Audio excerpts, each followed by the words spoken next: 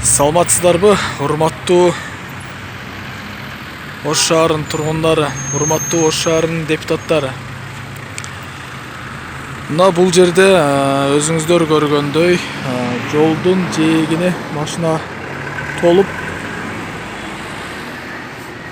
жол аябагандай таар болуп калган да. Мындай кысылып араң өтөт. Бүт машиналарды жолдун жээгине коюп алышкан. Мына знакты, мына белгини коюп койгон, бирок буга эч ким маани деле бербейт, карабайт деле, эч ким тоготпойт деле. Даже жада калса мантип тротуарга чейин айдап, тротуар менен айдап жүрүшөт.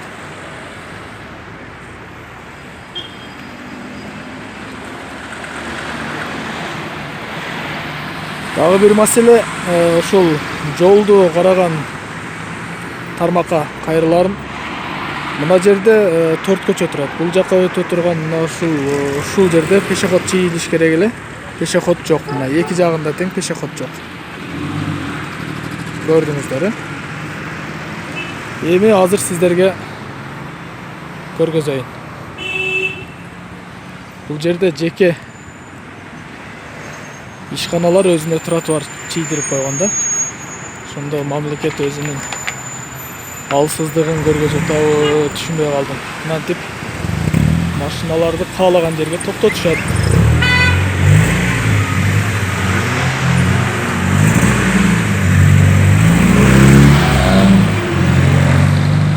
Мына бул жерде мындай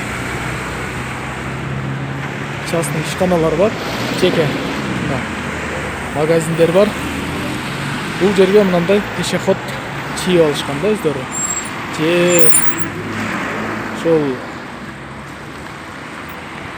жол тармагын караганда чийип берген, ошол майыр кызматкерлери чийип берсе керек ошолордун руксаты менен. Бирок жанагындай эл көп өтчү жерге чийилген. Жерде пешеход нет переход белгиси коюлган. Атайын. Тиги жерде 4 көчө бар. 4 көчөгө адам өтчү жерге, адамдар көп өткөн жолго коюлган эмес.